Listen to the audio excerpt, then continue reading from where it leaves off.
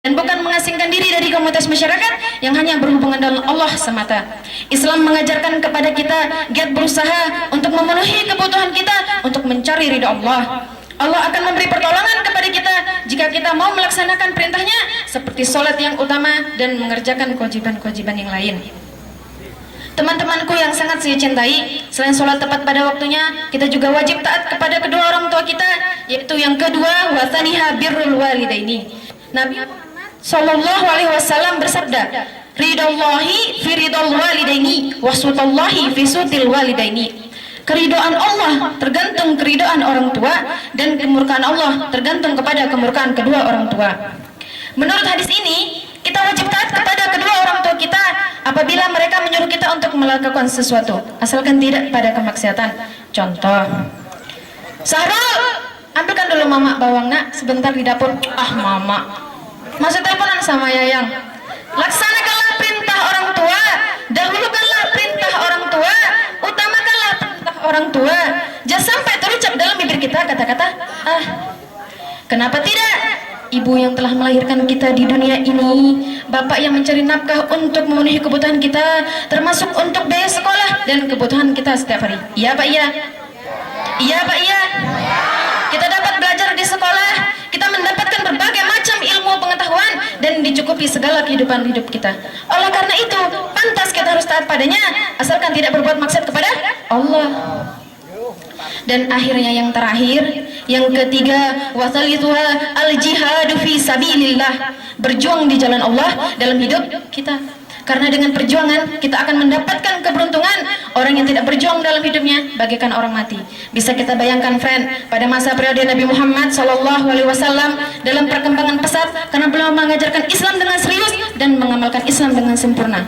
Rasulullah ketika berdakwah, banyak umatnya yang menentang, banyak umatnya yang durhaka, banyak umatnya yang tidak percaya akan ajaran beliau. Tapi Rasulullah tetap berjuang, tetap bersabar untuk menegakkan Islam. Untuk siapa?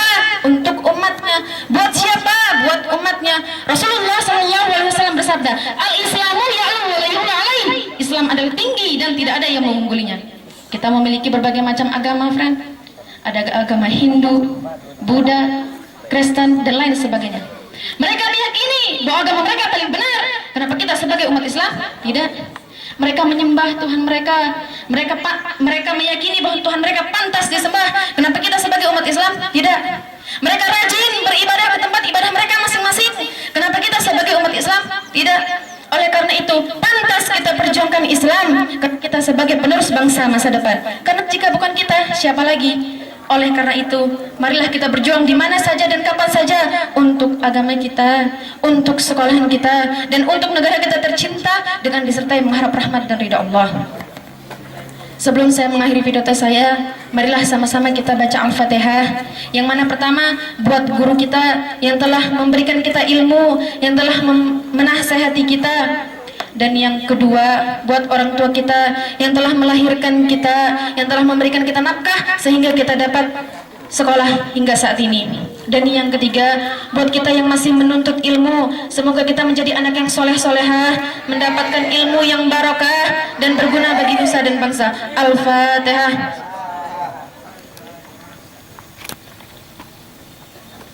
Dan yang terakhir, marilah sama-sama kita berdoa. Bismillahirrahmanirrahim. Allahumma ja'al fi qulubina nura, wa fi asma'ina nura, wa fi absarina nura, wa fi alsanina nura, wa min amamina wa khalfina wa fawqina wa yaminina wa shimalina nura. Ya Allah, jadikanlah dalam hati kami bercahaya, dalam pendengaran kami bercahaya, dalam penglihatan kami bercahaya, dalam lisan kami bercahaya, di depan kami bercahaya, belakang kami bercahaya, atas kami bercahaya, dan kiri kanan kami penuh cahaya. Semoga kita menjadi umat yang lurus dan selalu berada di jalan Allah dan mati dalam keadaan husnul khatimah. Amin, amin ya rabbal alamin. Demikianlah apa yang dapat saya sampaikan lewat pidato singkat ini. Semoga dapat bermanfaat. Wallahul muwaffiq wal hadi ila sabilir rasyad. Assalamualaikum warahmatullahi wabarakatuh.